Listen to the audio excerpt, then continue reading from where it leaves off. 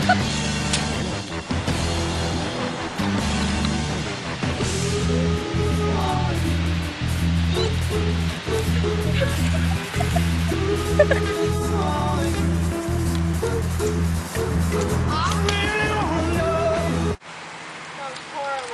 crime scene was just a mess. Hey, where were you guys? Oh, we were caught up in a case. What have you been doing?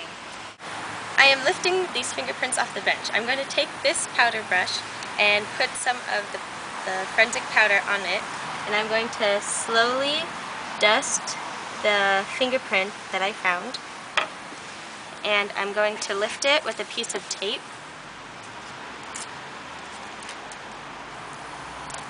And place it on this card. And there you go. Here's your fingerprint. Next, I'm going to place it in an envelope.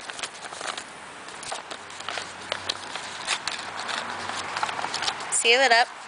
I will label it. And then I am going to send it to the lab. I know. Blood that are in liquid pools should be picked up on a gauze pad, but since we're only taking one sample, I'm going to be using a Q-tip, and I'm going to swab the blood, and then I'm going to place it in a labeled envelope. We'll make sure it's at room temperature, and make sure it gets to the lab immediately. The human hair can tell us the possible race of an individual.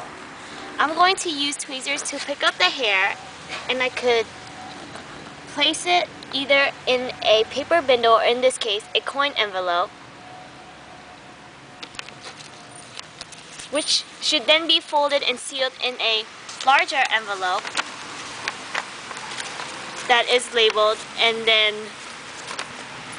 take it to the lab. A small tube can be used to hold and collect many paint samples. A satisfactory method is to use the tube and put it close up under a building, safe, or in this case, a vehicle. What you want to do is use the clean knife blade and put it under the paint sample, and you want to scrape it into the tube very carefully.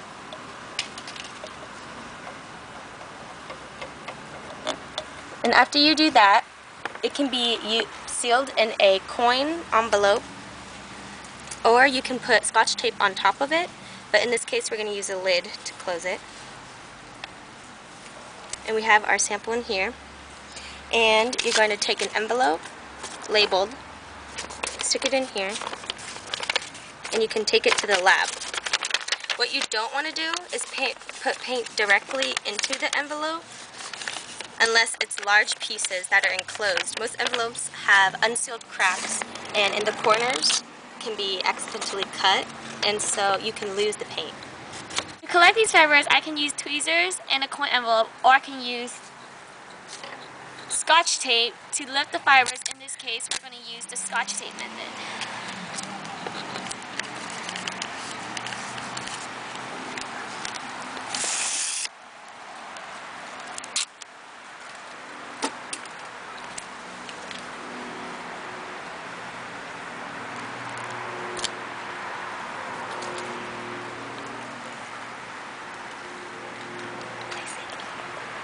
Now, I will place it in the labeled envelope, which will then be taken back to the crime lab. Either place a small glass fragment in a paper bindle, then in a coin envelope, or in a pillbox. I can also use a film can, but in this case, I'm going to be using this coin envelope.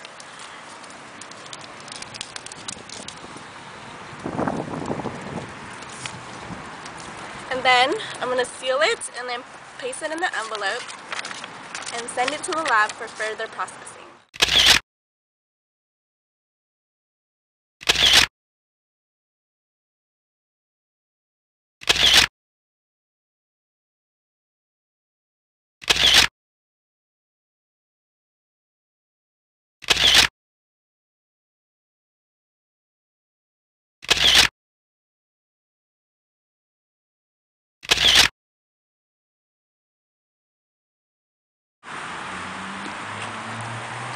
Blood that is in liquid pools should be picked up on a gauze pad, but since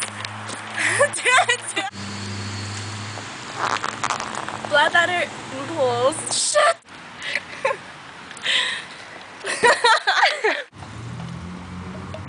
Into the tube.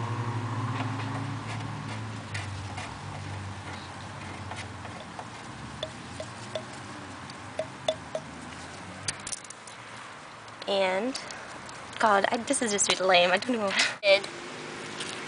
And sealed in a larger folded envelope. Okay, guys.